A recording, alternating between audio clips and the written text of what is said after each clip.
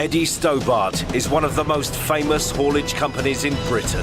Once upon a time, the Eddie Stobart name wasn't just known, it was loved. It wasn't just a haulage company, it was the haulage company. These weren't just lorries, they were legends on wheels. You'd see them gliding down the M1, spotless, perfectly painted and proudly named Emma Jade, Rebecca Ann, Sarah Louise. And whether you were 5 or 50, when you saw that Stobart cab coming, something about it made you nod, smile, or even give a cheeky wave. It was a brand that meant something. But what started as a family-run pride of Britain would, over time, spiral into corporate chaos, broken promises, and a fall so strange it's almost unbelievable. Rewind to the beginning. The 1970s. Eddie Stobart was a modest operation based in Cumbria. A few trucks, a tight-knit team, and a founder who believed in clean trucks, tidy uniforms, and turning up on time. In a world where most lorries looked like they'd been through a war zone, Stobarts were washed daily.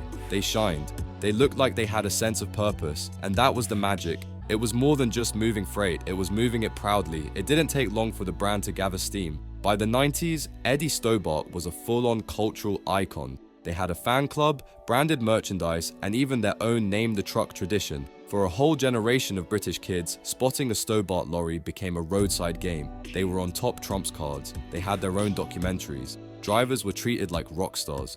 If you drove for Eddie, you didn't just have a job, you had status. But behind the curtain, things were starting to shift. As the fleet grew, so did the pressure to keep expanding. What was once a tight family operation began leaning into corporate growth, big contracts, and new markets. In the early 2000s, William Stobart, Eddie's son, took a more prominent role, and eventually the company was merged with Westbury Property Fund. It was a move that changed everything. Suddenly, Eddie Stobart wasn't a haulage firm anymore. It was a brand, a portfolio, an investment vehicle. The heart and soul of the company, the bit that truckers and fans loved, took a back seat.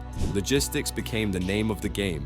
The trucks were still there, still clean, still named, but something had changed. Drivers started noticing the difference. More pressure, more paperwork, less care. It was growing, yes, but it was also drifting further and further from its roots. By 2014, things started getting messy. The company split into two, Stobart Group and Eddie Stobart Logistics. One kept the infrastructure, the other kept the fleet. Confused yet? So were the employees. The same green and white lorries were running around the country, but they were now owned, operated, and managed under totally different umbrellas. It was a brand being pulled in different directions, by shareholders, by investors, by decisions that had nothing to do with driving trucks and everything to do with boardroom charts. The worst bit? They sold the name. That iconic Eddie Stobart brand, the thing that generations grew up recognizing, was sold off, licensed out, and traded like it was just another asset. And over time, the quality slipped. Drivers started speaking out. Poor conditions, low pay, unrealistic hours. The once loyal fan base began noticing too, late deliveries, fewer named trucks, less of that Eddie magic that used to set them apart. Meanwhile, drivers were left in limbo, depots were shut down, jobs were at risk. Contractors were uncertain whether they'd get paid on time. The brand that once stood for reliability and pride now stood for confusion and instability. People who'd been with the company for decades were walking away, and still, the lorries rolled on, now in name only. By the early 2000s and 20s, Eddie Stobart, the real one, no longer existed as we knew it. The truck still wore the livery. The fan club limped along, but the soul, that had long since been lost to balance sheets and buyouts. It wasn't just a fall, it was a complete unraveling of a legacy that had meant so much to so many. And yet, even now, when you see one of those green and white lorries coming down the road, something flickers. Nostalgia maybe. A memory of what it used to be. The clean cab, the named front, the pride of British haulage. For just a second, it all comes rushing back. The saddest part of it all is that no one really saw it coming. One minute, Eddie Stobart was the darling of British logistics, spotless lorries, proud drivers, a household name. And the next, it was tangled up in shareholder chaos, financial rescue deals, and more boardroom reshuffles than a dodgy football club on its third manager of the season. What was once a national symbol of precision and pride had turned into a warning sign for what happens when a legacy brand forgets its roots. By the time the company's financial crisis became public in 2019, it was already knee-deep in trouble. The books were a mess. Leadership admitted they'd lost track of earnings, and when a logistics giant doesn't even know if it's making money, the writing's on the wall.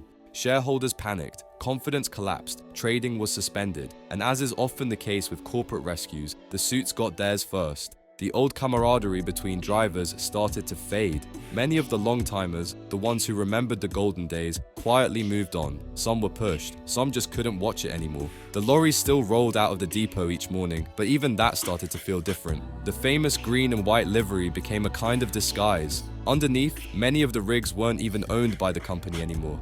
Outsourcing had become the norm. Contractors replaced full-time drivers. The magic was wearing thin. When drivers used to roll into truck stops with a Stobart cab, they'd get nods, smiles, respect. Now, just another fleet, just another name. Meanwhile, the fan club, once 25,000 strong, went quiet. The lorry spotting culture that had made the brand so iconic in the 90s and 2000s had become a shadow of itself.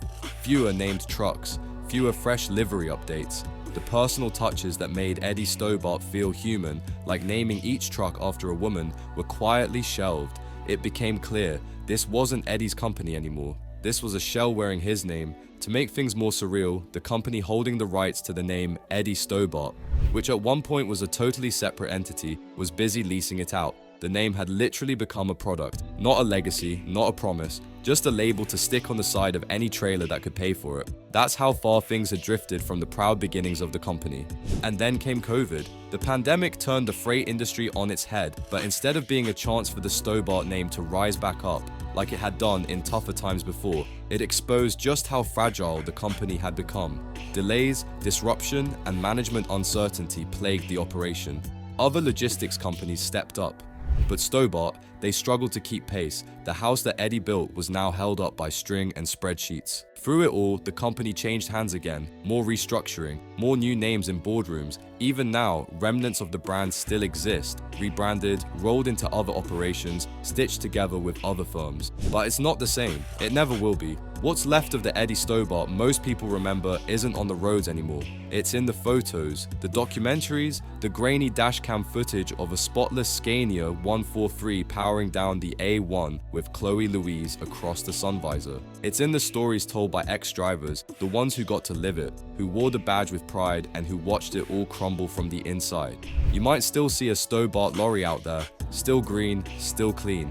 But if you know what you're looking at, if you remember what the brand used to mean, it hits different. It's not pride anymore, it's memory. It's a reminder of what happens when you take something built on pride, community, and standards, and hand it over to the world of numbers, buyouts, and corporate buzzwords. Because in the end, Eddie Stobart didn't fail because the trucks broke down, or because the drivers stopped caring. It failed because the people steering the company stopped understanding what made it special in the first place. They thought it was about margins, but it was always about trust, identity, pride in every mile. And once that was gone, it didn't matter how shiny the fleet looked. The heart was already out of it.